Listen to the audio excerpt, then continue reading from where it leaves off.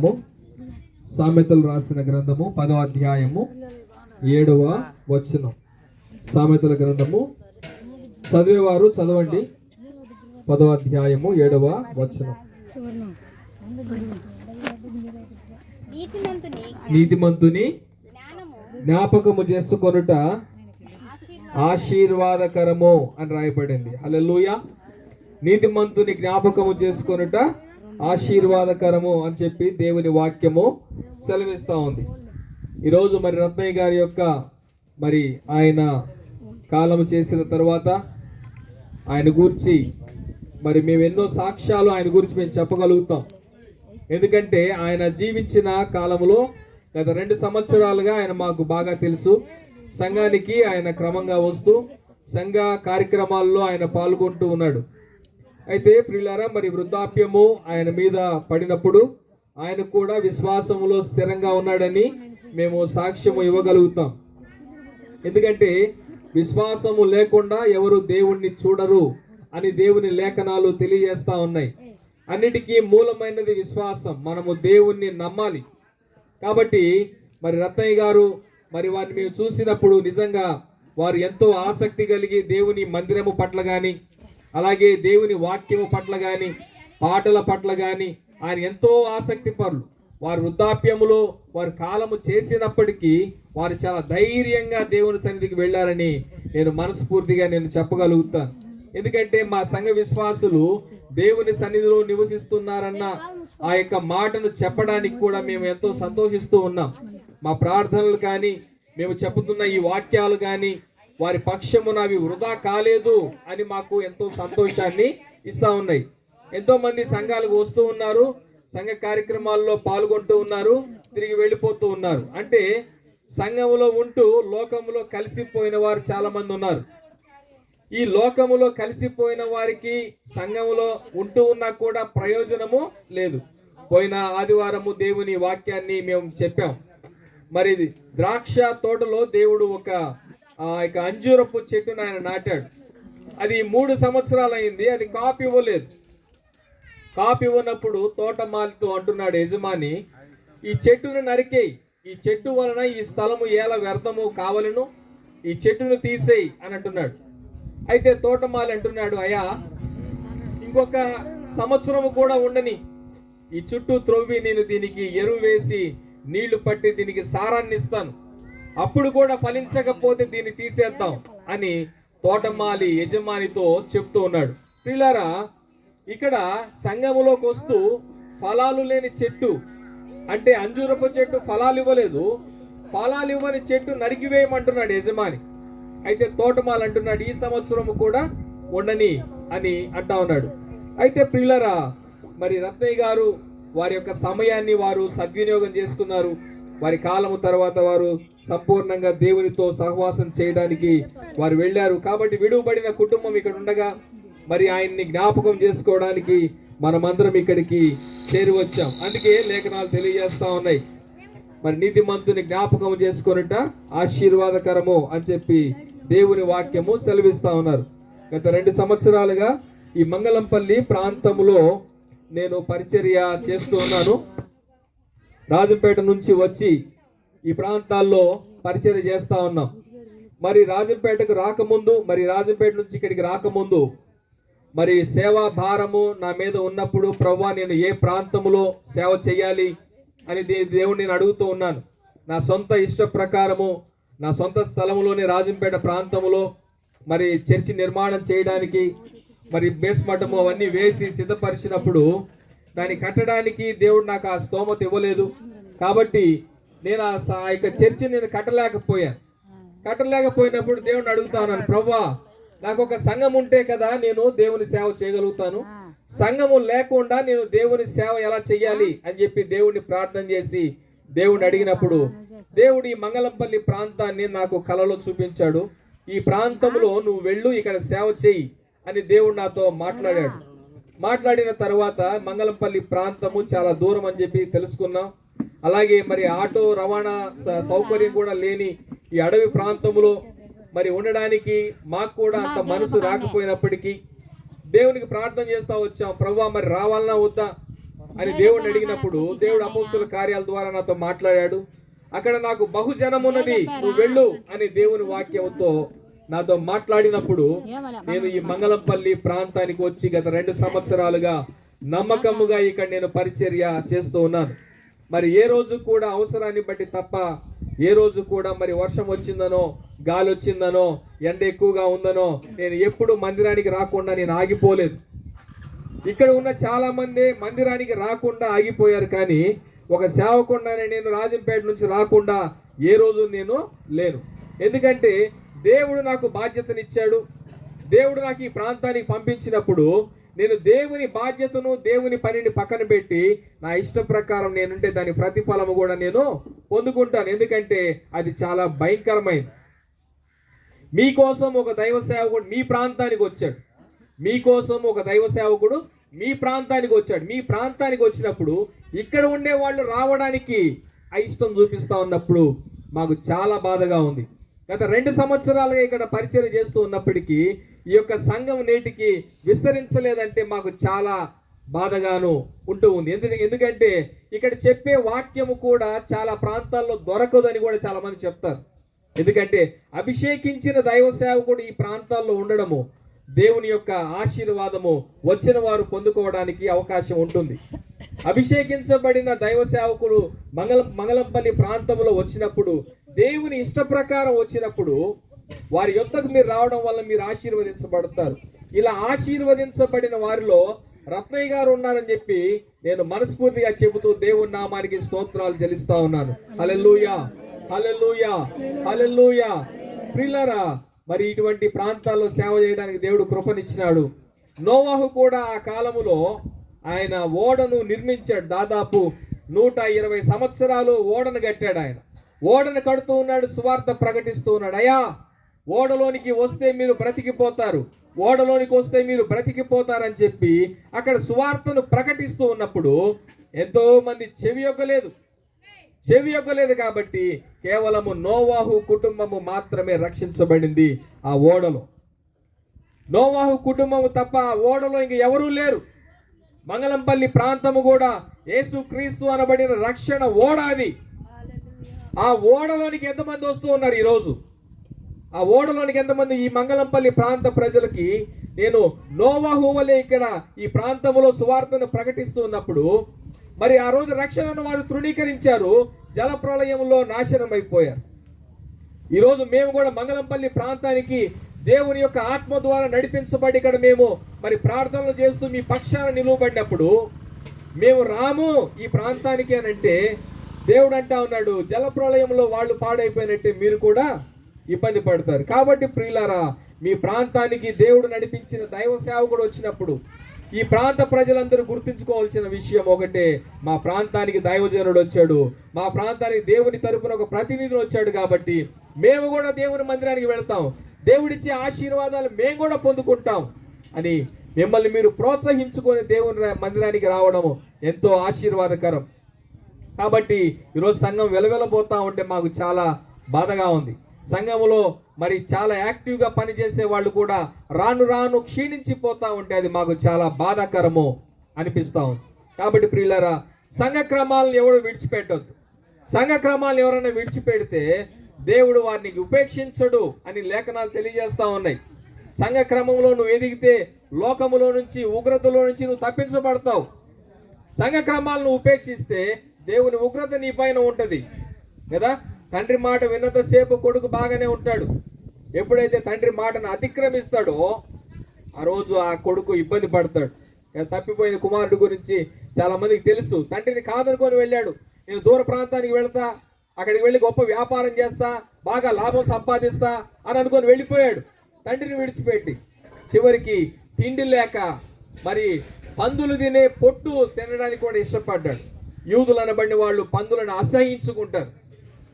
అసహించుకునే ప్రాంతాల్లో కూడా నివసించడానికి ఆ తప్పిపోయిన కుమారుడు ఆ పరిస్థితిలోనికి వెళ్ళిపోయాడు.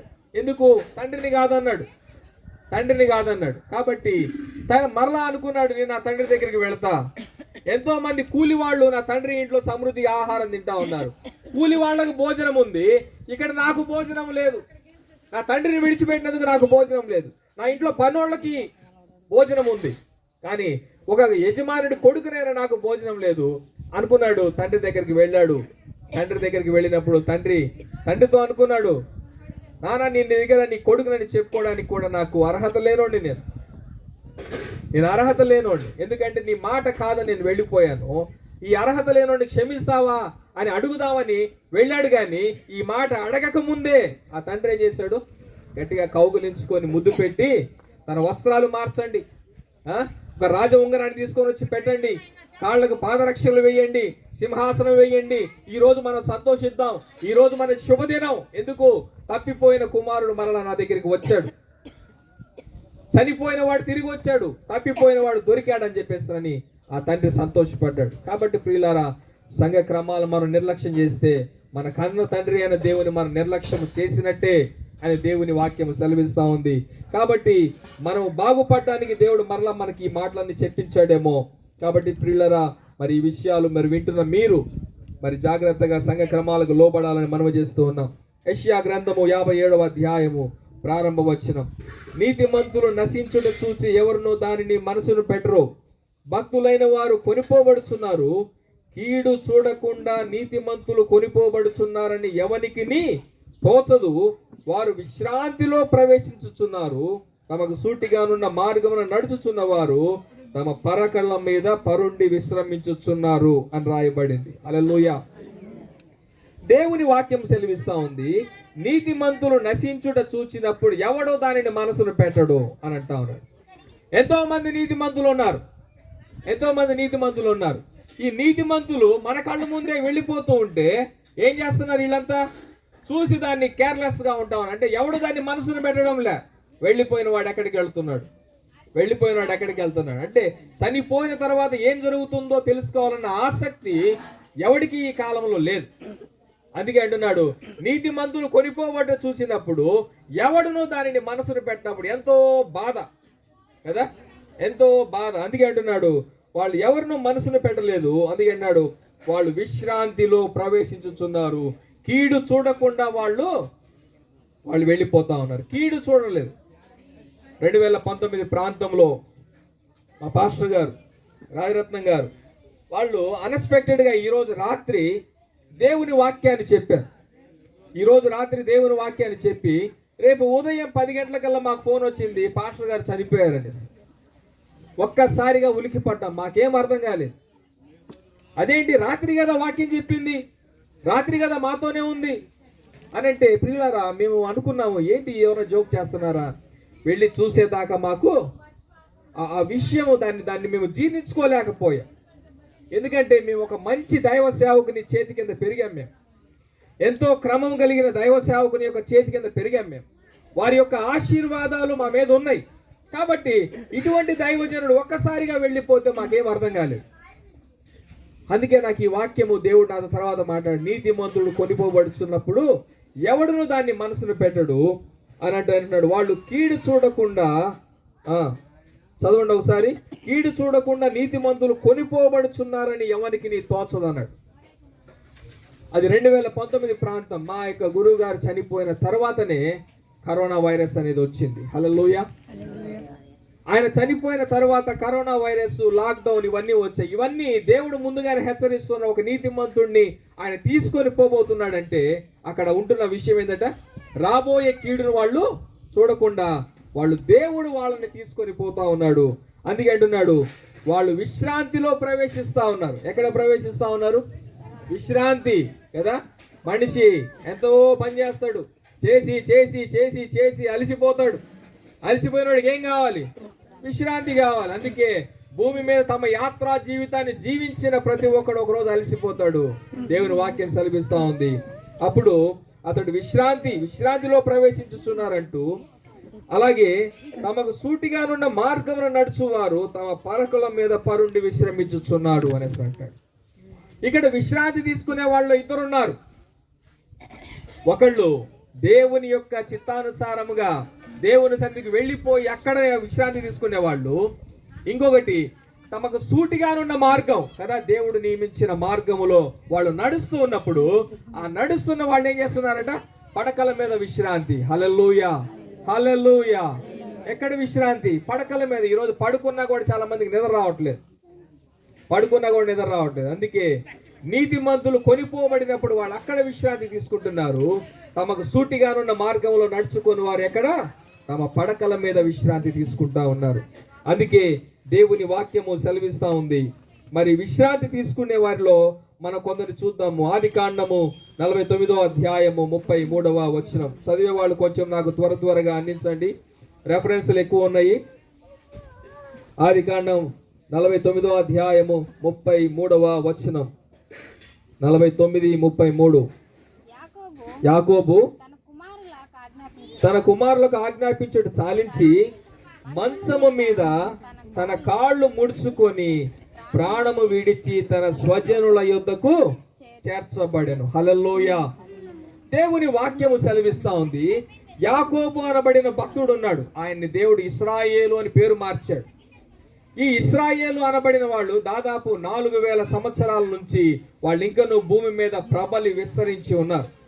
దేవుని యొక్క కాపుదల ఇతని జనాంగము పైన ఉంది. ఎందుకంటే దేవుడు ఇశ్రాయేలీయులను ఆశీర్వదించాడు. యేసుక్రీస్తు కూడా ఇశ్రాయేలీయుడే. ఆయన కూడా ఇశ్రాయేలీయుల వంశములోను ఏ యూదా గోత్రంలోను పుట్టి మనందరికీ ఆశీర్వాదకరముగా ఆయన ఆ సంతానంలో పుట్టి భూమి అందంతటికి ఆశీర్వాదకరంగా ఆయన ఒక బలిని చెల్లించాడు. అందుకే ప్రియులరా, యాకోబు తన కుమారులకు ఆజ్ఞాపించుడు చాలించి మంచము మీద తన కాళ్ళు ముడుచుకొని ప్రాణము విడిచి తన స్వజనుల యొద్దకు చేర్చబడి. యాకోబు ఏం చేశాడంట? మంచము మీద కాళ్ళు ముడుచుకొని. కదా, ఎప్పుడు ముడుచుకుంటారు మంచం మీద కాళ్ళు? వృద్ధాప్యం వచ్చినప్పుడు కాళ్ళు ముడుచుకుంటారు కదా. కాబట్టి ప్రియులరా, 47వ అధ్యాయము 8వ వచనంలో చూస్తే, ఫరో నీవు జీవించిన సంవత్సరములు ఎన్ని అని యాకోబును అడిగినందున యాకోబు అంటున్నాడు, నేను యాత్ర చేసిన సంవత్సరములు 130, నేను జీవించిన సంవత్సరములు కొంచెముగాను దుఃఖ సహితముగాను ఉన్నవి. అవి నా పితరుల యాత్ర చేసిన దినముల్లో వారు జీవించిన సంవత్సరములన్నీ కాలేదని ఫరోతో చెప్పింది.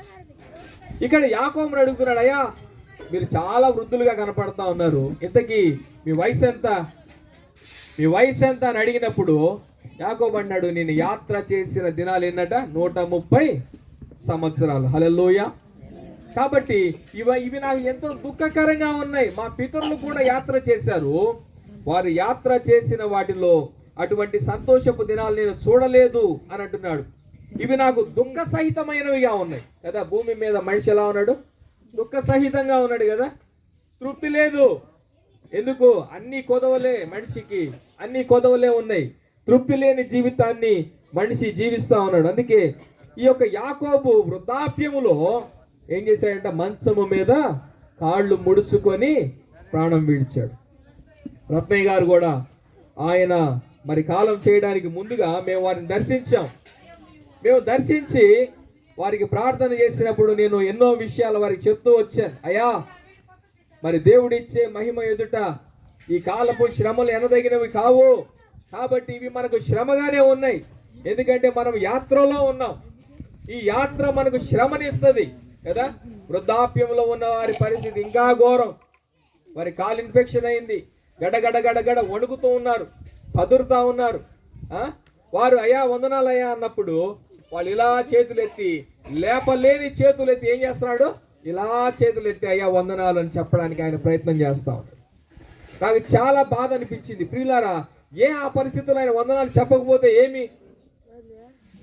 చేతులు లేపలేని పరిస్థితుల్లో నువ్వు ఉన్నావు కదా. చేతులు లేపకుండా తలకాయ ఊపితే ఏమవుతుంది కదా. లేదు, వచ్చిన వాడు దైవ సేవకుడికి ఇవ్వాల్సిన మర్యాద దైవ సేవకుడికి నేను ఇస్తా.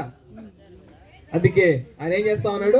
2 చేతులు ఎత్తి ఆయనకు మాకు వందనాలు చెప్తా ఉన్నాడు. ఒకసారి మన హెబ్రీయులకు రాసిన పత్రిక 11వ అధ్యాయం 21వ వచనం చూద్దాం. హెబ్రీయులకు రాసిన పత్రిక 11వ అధ్యాయము 21వ వచనం చదివే వాళ్ళు త్వరగా.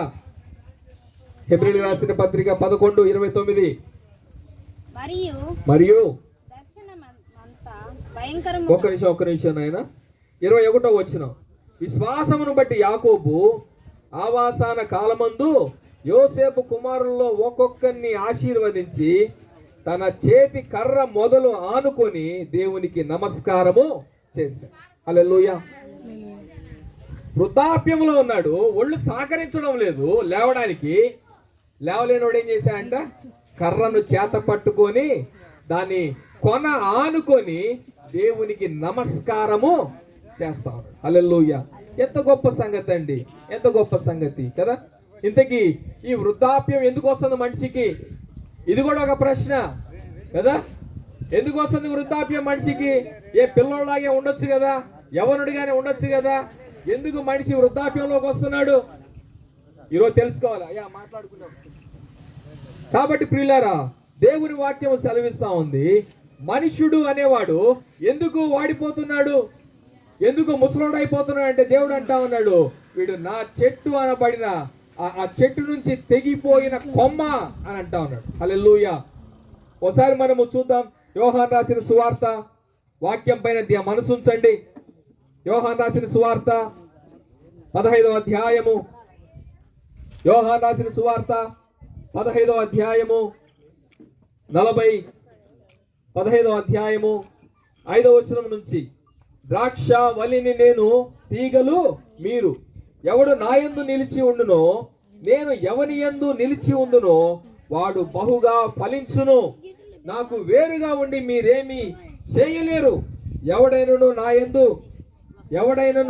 నా యందు నిలిచి ఉండని ఎడల వాడు తీగ వలె బయట పారవేయబడి ఎండిపోవును. మనుషులు అట్టి వారిని పోగు చేసి అగ్నిలో పారవేతురు అన్నాడు. దేవుడు అంటా ఉన్నాడు, నేను ఎవరిని? నేను ద్రాక్ష వల్లిని, మీరు తీగలు అని అంటా ఉన్నాడు. నేను ద్రాక్ష వల్లిని అయితే మీరెవరు? మీరు తీగలు. ఎవడైతే నాలో ఉంటాడో, నేను వాడిలో ఉంటానో వాడు బహుగా ఫలిస్తాడట. ఎవడైతే నాలో ఉంటాడో వాడు ఫలిస్తాడు, వాడు నాలో లేకపోతే వాడు ఫలించడు. నాకు వేరయ్యుండి మీరు ఏమీ చేయలేరు. ఏమంటాడు దేవుడు? నాకు వేరయ్యుండి మీరు ఏమీ చేయలేరు, మీ వల్ల ఏమీ కాదు, మీ వల్ల ఏమీ కాదు. అది దేవుడు అంటాం. నాకు వేరయ్యుండి మీరు ఏమీ చేయలేరు. ఎందుకంట నేను ద్రాక్షావల్లిని, నేను చెట్టుని అంటున్నాడు. మీరు తీగలు. మీరు నాలో ఉంటే ఫలిస్తారు, నాలో ఉండకపోతే ఏమైపోతారు? ఫలించరు. చెట్టు కొమ్మ విరిచి పక్కన పడేయండి, ఎన్ని రోజులు ఉంటుంది పచ్చగా? 2 రోజులు అనుకుంటుంది, నేను పచ్చగున్నా, నా ఆకులు బాగా వికసిస్తా ఉన్నాయి, బాగున్నా అనుకుంటుంది. తర్వాత మరుసటి రోజు కొంచెం వాడుతుంది, ఏదో తేడా జరుగుతుంది అనిపిస్తుంది. ఆ తర్వాత ఇంకొంచెం వాడుతుంది, ఆ తర్వాత పూర్తిగా వాడిపోతుంది, ఎండిపోతుంది. అదేనా? మనిషి కూడా దేవుడి నుంచి తెగిపోయిన కొమ్మ లాంటి వాడే. అందుకే మనుషుడు ఈరోజు పచ్చగా ఉన్నాడు అనుకుంటే ఒకరోజు వృద్ధాప్యం వస్తుంది, వాడిపోతాడు. వాడిపోయిన తర్వాత ఏమైపోతాడు? ఎండిపోతాడు. ఎండిపోయిన వాడు ఎందుకు పనికి రాకుండా పోతాడు? ఈ పనికిరాని వాడిని ఏం చేస్తున్నారంటే తీసుకొని పోయి మనుషులు ఆ కట్టెలు పోగు చేసి అగ్నిలో పడేస్తున్నారు. ఎండిపోయింది పనికిరాదు, ఎండిపోయింది పనికిరాదు. అది ఫలించేదే కావాలి, కానీ దేవుడికి ఎండిపోయింది పనికిరాదు. కాబట్టి ఈ మనుషుడు కూడా ఏం చేస్తున్నాడు? పుట్టినప్పుడు నవనవలాడుతున్నాడు, మంచి యంగా ఉంటా ఉన్నాడు. ఆ చేతికి ఆ కండ, ఆ పుష్టి, ఆ బలము ఉన్నంత వరకు పనిచేస్తా ఉన్నాడు, నలుగురు నోట్లు నాంతా ఉన్నాడు కదా. దాని తర్వాత వృద్ధాప్యంలో వస్తే ఏమి చేయలేడు, ఏం చేయలేడు కదా. మంచి 25-30 సంవత్సరాల్లో ఉన్నప్పుడు ఒక 50 కేజీల మూట ఎగరేసి ఇసిరేస్తాడు వాటి పక్క. వేసాడా వేయడా? 50 కేజీల మూట పెద్ద లక్ష్యం కాదు. ఎందుకు? 25 ఏళ్ళు 30 ఏళ్ళు ఉన్నాయి, మంచి వయస్సు, మంచి బలము అన్నీ ఉన్నాయి. ఒక 60 ఏళ్ళ తర్వాత చూడండి, ఆయన ఒకసారి పోయి ఆ 50 కేజీల మూట ఎత్తుపో అంటే ఏం చేస్తాడు? నువ్వు నాగారా చెప్పాల్సింది, ఎవడు చెప్తున్నావు నువ్వు? వయసు అన్నా చూసేదిలే అంటాడు అన్నడా. కాబట్టి ప్రియులారా, అందుకే రాను రాను ఆ కొమ్మ ఏమైపోతుంది? వాడిపోతుంది, ఎండిపోతుంది, పాడైపోతుంది. దేవుడు అన్న ఇట్టి వాటిని మనుషులు పోగు చేసి అగ్నిలో వేస్తున్నారు. దేవునికి సంబంధం లేని ప్రతి వాడు ఏమైపోతున్నాడు? నరకములో పడవేయబడుతున్నాడు. అగ్ని అంటే అదే, నరకములో పడవేయబడుతున్నాడు. ఎందుకు? నువ్వు నాకు సంబంధించిన వాడివి కాదు, నువ్వు నాలో ఉంటే ఫలించేవాడివి, నాలో లేవు కదా. అందుకే దేవుడు అంటున్నాడు, నీవు అంటుకట్టబడాలి దేవునికి. హల్లెలూయా. ఈ అంటుకట్టబడే ఆ పరిస్థితే దేవుని సంఘము. దేవుని సంఘములో మనుషులు ఏమవుతారు? అంటుకట్టబడతా ఉన్నారు. అలా అంటుకట్టబడినప్పుడు మనుషులందరూ ఏమవుతా ఉన్నారు? ఫలిస్తా ఉన్నారు, వికసిస్తా ఉన్నారు, నవనవలాడిపోతా ఉన్నారు. అందుకే దేవుని వాక్యం సెలవిస్తా ఉంది, నాకు వేరయ్యండి మీరేమీ చేయలేరు, నాకు వేరయ్యండి మీరేమి చేయలేరు. దేవుని వాక్యం సెలవిస్తా ఉంది. మరి కొన్ని విషయాలు మనం చదువుకొని మరి ముందుకు పోదాము. ఇంతకీ ఈ యొక్క మనిషి దేనికి ఎండిపోయాడు? మనిషి దేవునికి ఎందుకు ఎండిపోయాడు? దేవుని నుంచి దూరం అయ్యాడు. మరి దూరం అవడానికి గల కారణం ఏంది? ఇది కూడా చూడాలి కదా. మనిషి దేవునికి దూరం అవడానికి గల కారణం ఏంటంటే, రోమిలికి రాసిన పత్రిక 6వ అధ్యాయము 23వ వచనం చూడండి త్వరగా. 6వ అధ్యాయం 23వ వచనం. అయితే పాపము వలన వచ్చు జీతము మరణము అని అంటాడు. చూద్దాం ఒకసారి. రోమిలికి రాసిన పత్రిక. ఏలయనగా పాపము వలన వచ్చు జీతము మరణము. అయితే దేవుని కృపావరం ఏంటంటే, మన ప్రభు అయిన యేసుక్రీస్తునందది నిత్య జీవము. హల్లెలూయా. మనిషి పాపాత్ముడే, స్వతహాగా మనుషుల్లో నీతి లేదు, మనుషుడు పాడైపోయేవాడే. ఈ శరీరము మనిషి మరి మాట వినదు కదా. మనుషుడు ఎప్పుడు ఈ శరీర ధర్మాన్ని అనుసరించి నడుస్తాడు. ఈ శరీరానికి ఏమి ఇష్టము? పాపమే ఇష్టము. లోకములో చేయరాని కార్యాలన్నీ చేయడానికి ఈ యొక్క శరీరము మనిషిని ప్రేరేపిస్తుంది. ఎందుకు? ఆదాము కాలము నుంచి మనిషి దేవుని నుంచి తప్పిపోయాడు. పాపము వలన వచ్చు జీతము మరణము అన్నాడు. హల్లెలూయా. మరణం మనిషికి ఎలా వచ్చిందంటే, దేవునితో ఉన్నంత కాలము, అంటుకట్టబడినంత కాలము ఆదాము మరి చక్కగా ఉన్నాడు, యవనస్తుడు. ఎప్పుడైతే పాపము చేశాడో ఆయన దేవుని నుంచి తెగిపోయాడు, దేవునికి సంబంధం లేని వాడిగా అయిపోయాడు. అప్పుడు పాపము ప్రవేశించింది. ఇప్పుడు ఆ పాపం యొక్క పర్యవసానం ఏంది? మరణం కదా. కాబట్టి ఆదాము చేసిన పాపము తమ బిడలకు ఏమైపోయింది? సంప్రాప్తి ఆయను అని అంటున్నాడు. ఏమైందట? అందరికీ వ్యాపించింది కదా. మా అమ్మ నాన్నోళ్ళు మంచోళ్ళు అయితే నేను కూడా మంచోడినే కదా. మా అమ్మ నాన్నోళ్ళే మంచోళ్ళు కాకపోతే నేను ఎట్లా మంచోడిని అవుతా? కాబట్టి ప్రియులారా, నీతిమంతుడు లేడు, ఒక్కడును లేడు. దేవుని మాట, దేవుని వాక్యం సెలవిస్తాం. అయితే నీతిమంతుడు లేనప్పుడు మరి ఎవరు నీతిమంతుడు అంటే దేవుడు మాత్రమే. ఆయన నీతిమంతుడై ఉన్నాడు. అందుకే ఆయన యందు ఉన్నవాడికి నిత్య జీవం. పాపము వలన వచ్చు జీతము మరణమే గాని, అయితే క్రీస్తు యేసు నందున్న వారికి ఏందట? అది నిత్య జీవం. అది నిత్య జీవం. అది వాడబారనిది అని అంటా ఉన్నాడు. అది మధ్యలో నశించిపోయేది కాదు అని అంటా ఉన్నాడు. హల్లెలూయా. కాబట్టి ప్రియులారా, ఆదాము చేసిన పాపం మనందరికీ సంప్రాప్తం అయ్యి మనం దేవుడి నుంచి తెగిపడ్డాము. తెగిపడిన మనము కూడా ఎండిపోతున్నాము. ఇప్పుడు యేసు ప్రభు అంటున్నాడు, మీరు మరలా నాలో అంటుగట్టబడండి. హల్లెలూయా. మీరు మరలా నాలో అంటుగట్టబడినప్పుడు మీరేం చేస్తారు? మీరు బహుగా ఫలిస్తారు. మీరు బహుగా ఫలిస్తారు. కాబట్టి క్రీస్తు నందున్న వారికి ఏ శిక్షా విధియు లేదు. వారు మరి ఆ యొక్క నరకములో నుండి నిత్య జీవములోనికి వారు దాటి ఉన్నారు అని లేఖనాలు తెలియజేస్తా ఉన్నాయి. మరికొన్ని విషయాలు మనం జ్ఞాపకం చేసుకుందాము. తెస్సలోనికి రాసిన పత్రిక 4వ అధ్యాయము 13వ వచనం. తెస్సలోనికలకు రాసిన పత్రిక 4వ అధ్యాయము 13వ వచనం చూడండి. సహోదరులారా, నిరీక్షణ లేని ఇతరుల వరే మీరు దుఃఖపడకుండా నిమిత్తము నిద్రించుచున్న వారిని గూర్చి మీకు తెలియకుండా మాకు ఇష్టం లేదు. యేసు మృతి పొంది తిరిగి లేచనని నమ్మినడలా అదే ప్రకారము మనము కూడా యేసునందు నిద్రించిన వారిని దేవుడు ఆయనతో కూడా వెంట పెట్టుకొని వచ్చునన్నాడు. హల్లెలూయా. దేవుని వాక్యము సెలవిస్తా ఉంది, సహోదరులారా, నిరీక్షణ లేని ఇతరుల వలె మీరు దుఃఖపడకుండా నిమిత్తము నిద్రించుచున్న వారిని గురించి మీకు తెలియకుండా మాకు ఇష్టం లేదు కదా. చనిపోయిన తర్వాత ఏం జరుగుతుందో మీకు తెలియకుండా మాకు ఇష్టం లేదు. మీరు తెలుసుకోండి. ఇది తెలుసుకోవడమే జీవితం యొక్క పరమార్థం. చనిపోయిన తర్వాత ఏం జరుగుతుందో తెలియబడకపోతే వాడు ఏమవుతున్నాడు? పేరు లేని బస్సు ఎక్కుతున్నాడు. పేరు లేని బస్సు ఎవడైనా ఎక్కుతాడా? మంగళంపల్లికి రావాలంటే నేనేం చేయాలి? రాజంపేటలో ఏ బస్సు ఎక్కాలి? తిరుపతి బస్సు ఎక్కితే కోర్లకొండ దగ్గర దింపుతాడు. ఇప్పుడు అసలు ఆ పేరే లేదు అనుకోండి బస్సు పైన, ఏడనెక్కి కూర్చోవాలి నేను? యాడికి పోతుంది అనేది కదా. కాబట్టి ప్రియులారా, చనిపోయిన తర్వాత ఏం జరుగుతుందో తెలుసుకుంటే మనిషిడు ఏం చేస్తాడు? ధైర్యంగా ఉంటాడు. ఎక్కడికి పోతున్నామో మాకు తెలుసు కాబట్టి మేము ధైర్యంగా వెళ్తాం. ఎక్కడికి పోతున్నామో తెలియదు అన్నప్పుడు మనిషి గాబరా అయిపోతాడు. ఏంది, ఎక్కడికి పోతున్నామో తెలియదు, ఎవడొస్తాడో తెలియదు, ఏం మాట్లాడతాడో తెలియదు, ఏం చేస్తాడో తెలియదు. ఎంతో మంది ఆ దిక్కు తోచక వెళ్ళిపోయినప్పుడు నా చిన్నతనంలో కొందరు తప్పిపోయిన వాళ్ళని చంపేశారు కదా పిల్లారా. అందుకే అంటాడు, నిరీక్షణ లేని ఇతరుల వల్లే మీరు దుఃఖపడుకునే నిమిత్తము నిద్రించుచున్న వారిని గురించి మీకు తెలియకుండా మాకు ఇష్టం లేదు. మీరు తెలుసుకోండి అని ఆయన అంటున్నాడు. ఎఫెసీయులకు రాసిన పత్రిక 5వ అధ్యాయము చూద్దాం. ఎఫెసీయులకు రాసిన పత్రిక 5వ అధ్యాయంలో ఉంటది. సహోదరులారా,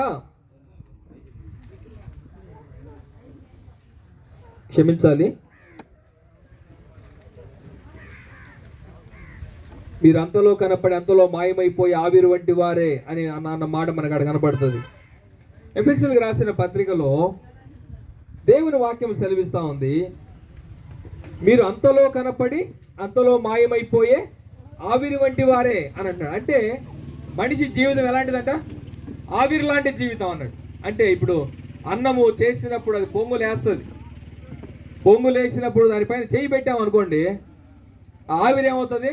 చేతికి తగులుతుంది, చేతికి చెమ్మ వస్తుంది కదా. ఇంకొంచెం పైకి ఎత్తాం అనుకోండి, ఏమవుతుంది? అది ఎటుపోయిందో తెలియదు, ఆ ఆవిరి ఏమైపోయిందో తెలియదు. అందుకే అంటున్నాడు, మనిషి జీవితం కూడా ఆవిరి వంటిదే, అంతలో కనపడి అంతలో మాయమైపోయే ఆవిరి వంటి జీవితమే అని అంటా ఉన్నాడు. యోబు రాసిన గ్రంథం 7వ అధ్యాయము ప్రారంభ వచనంలో మనం చూస్తే, యోబు రాసిన గ్రంథము 7వ అధ్యాయము,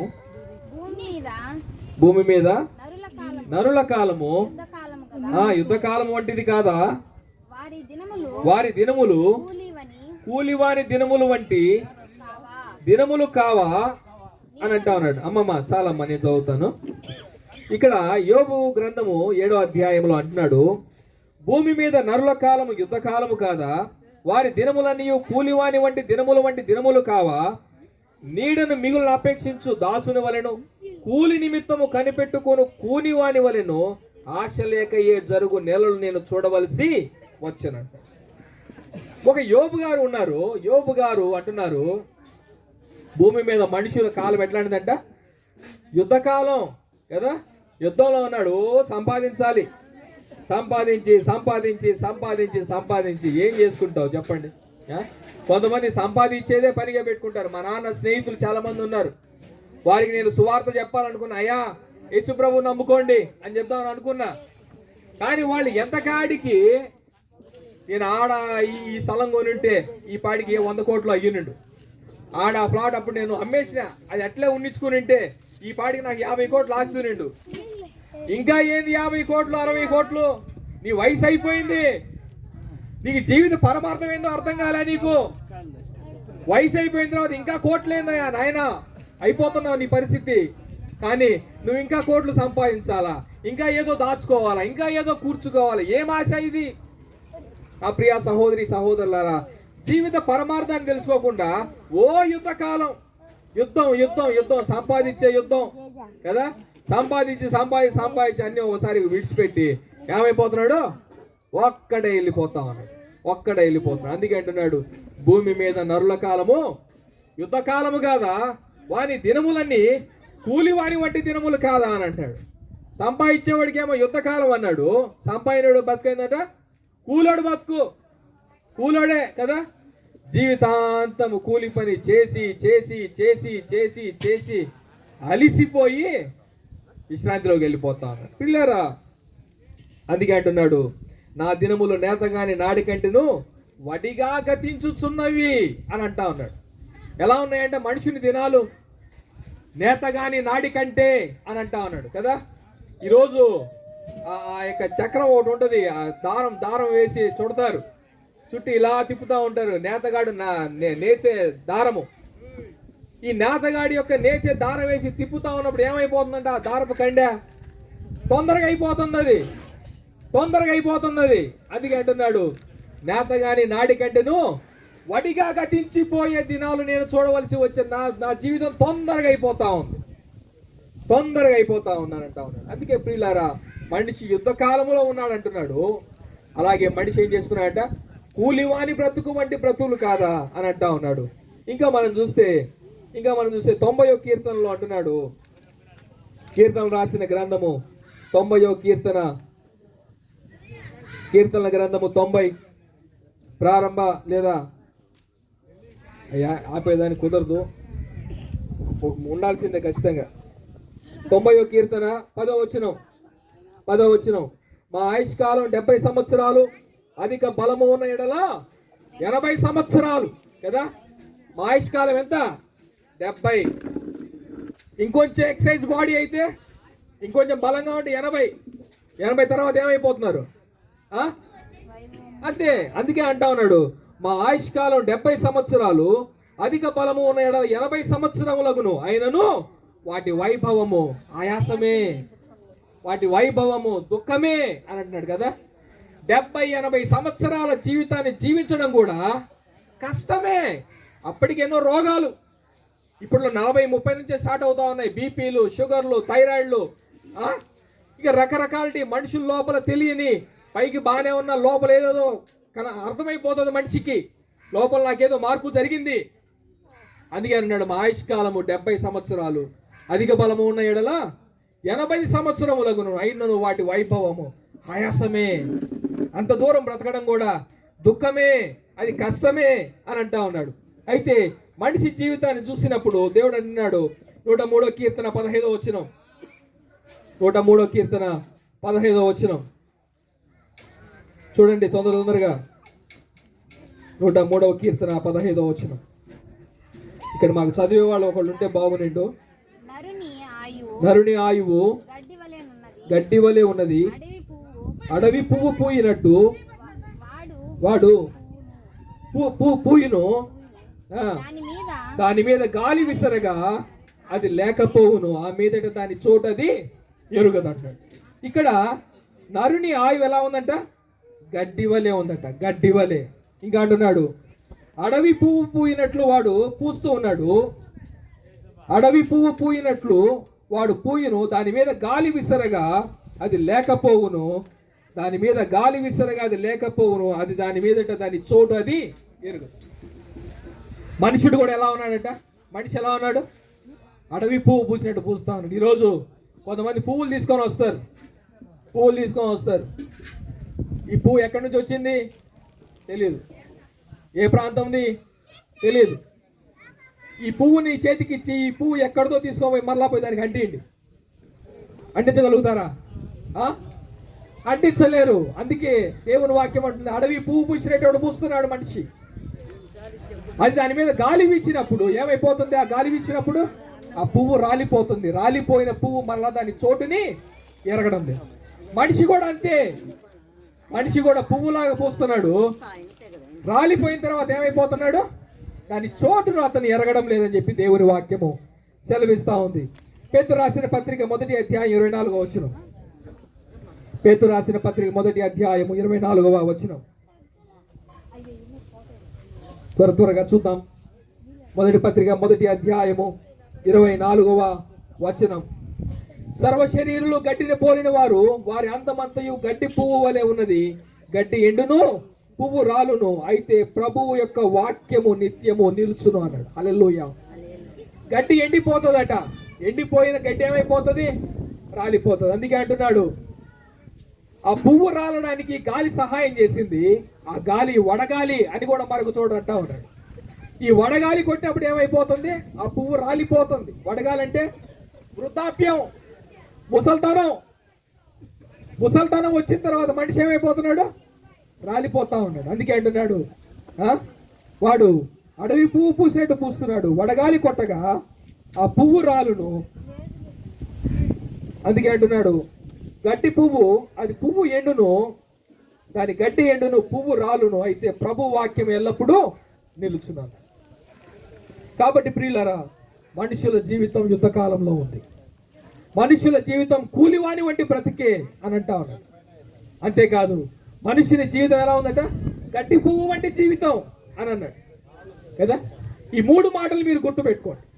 మనిషి జీవితం యుద్ధ కాలంలో ఉంది, మనిషి జీవితము కూలివాని వంటి జీవితంగా ఉంది, మనిషి జీవితం గడ్డి పువ్వు వలె ఉంది. అందుకే దేవుని వాక్యము సెలవిస్తా ఉంది, దేవుని వాక్యం సెలవిస్తా ఉంది. నరులారా 90వ కీర్తన ప్రారంభ వచనం, 90వ కీర్తన ఇందాక మనం చదువుకున్నాం. కీర్తన గ్రంథం 90వ కీర్తన,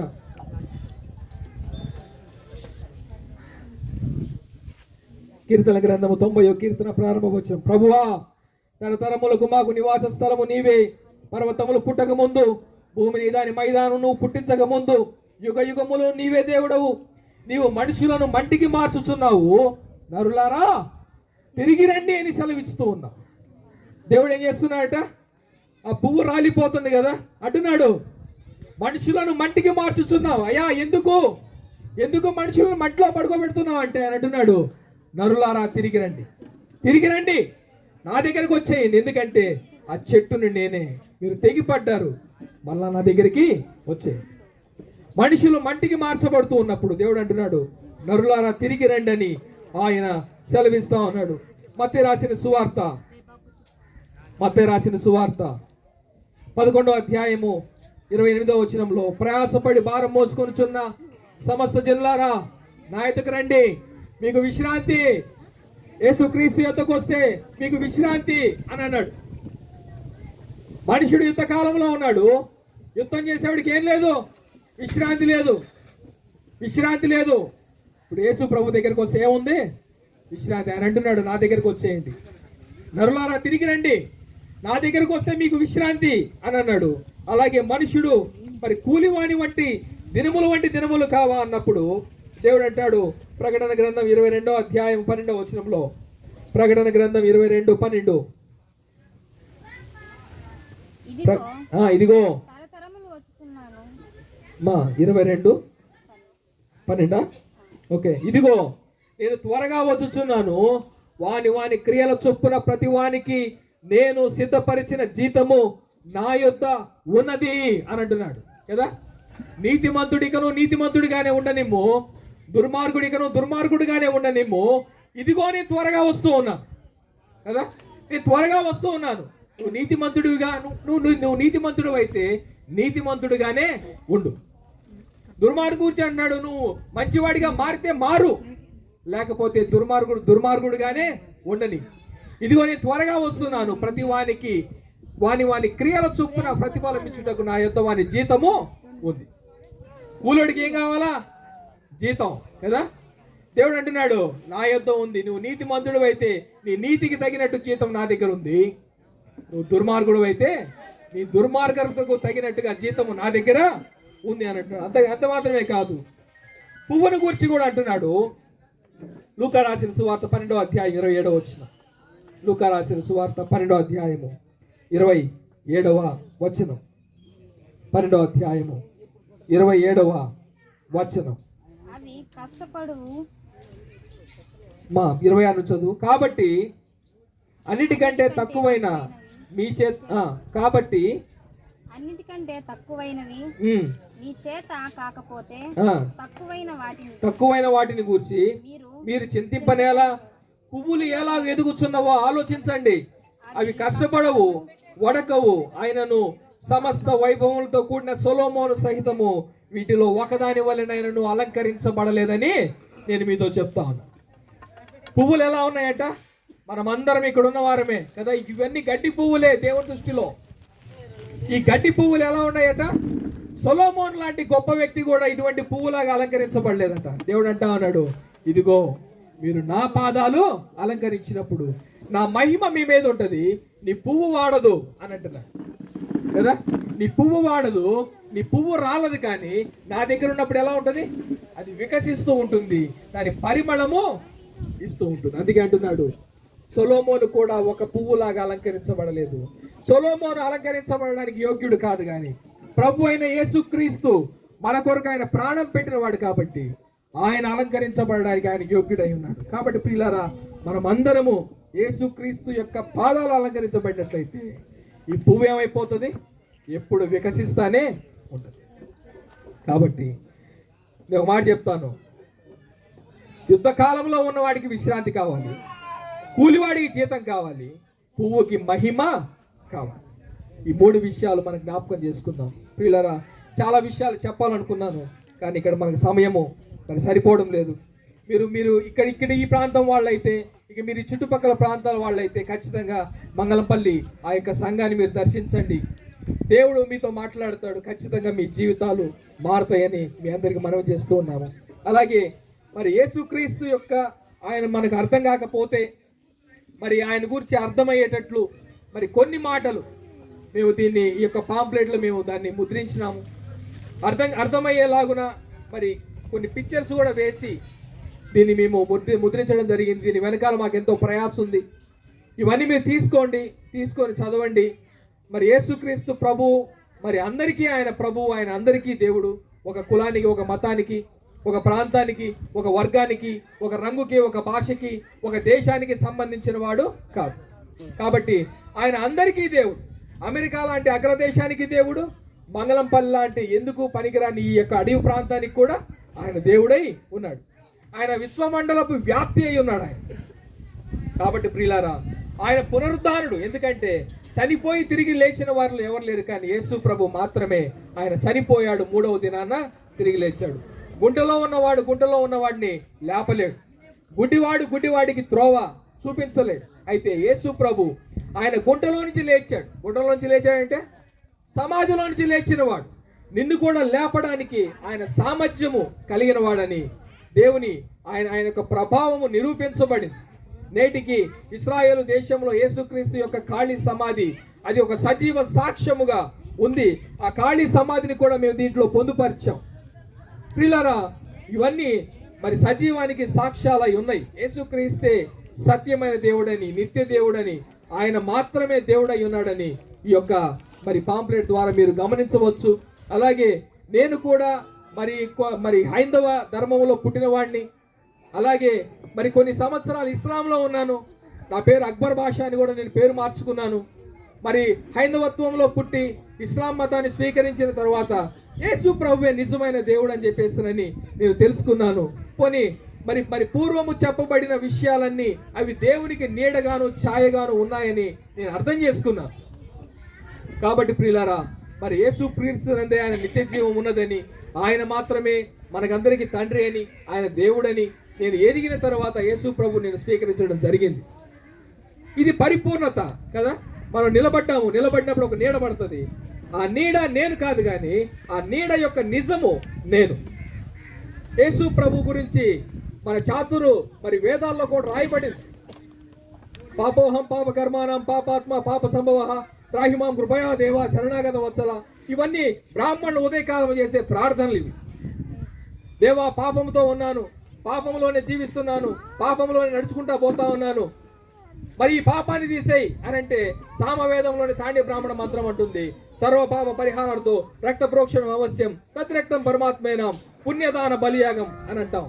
అంటే మనుషుల పాపాలు పరిహరించాలంటే పరమాత్ముడైన దేవుడే వచ్చి రక్తాన్ని చిందించాలి అని రాయబడి. అయితే దేవుడికి నీలాగా నాలాగా రక్త మాంసములు కలిగిన దేహం లేదు.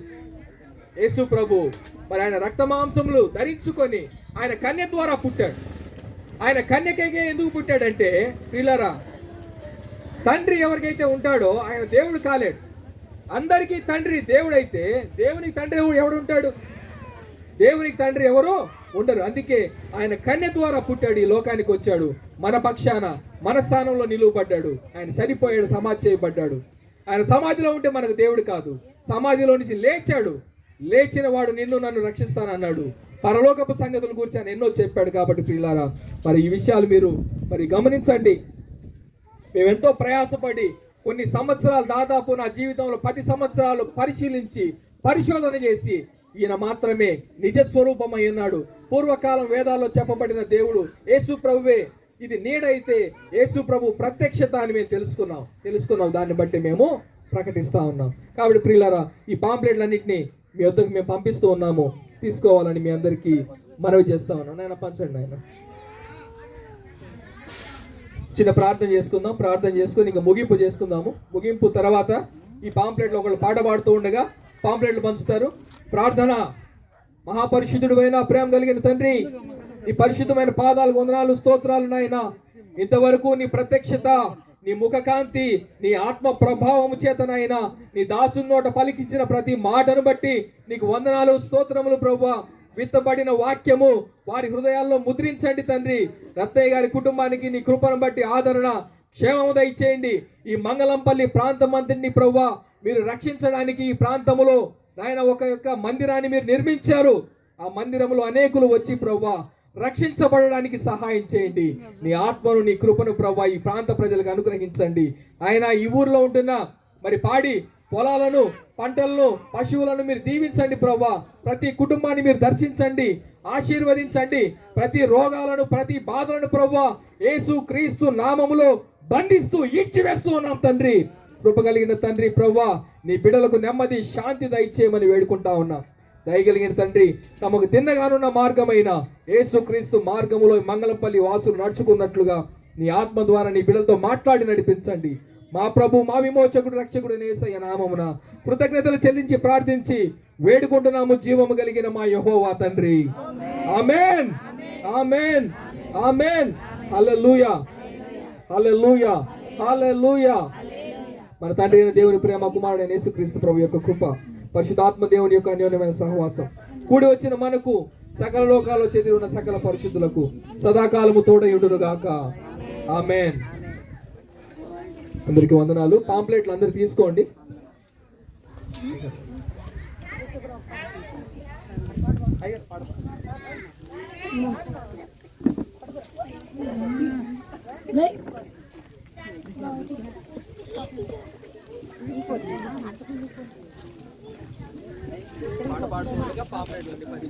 సంపాదన కోసమే పుట్టలేదు నీవు, పోయేటప్పుడు ఏది పట్టుకొని పోవు. పోతున్న వారి నీవు చూచుటలేగా, బ్రతికి ఉన్న వారి నీకు పాఠమే కాదా.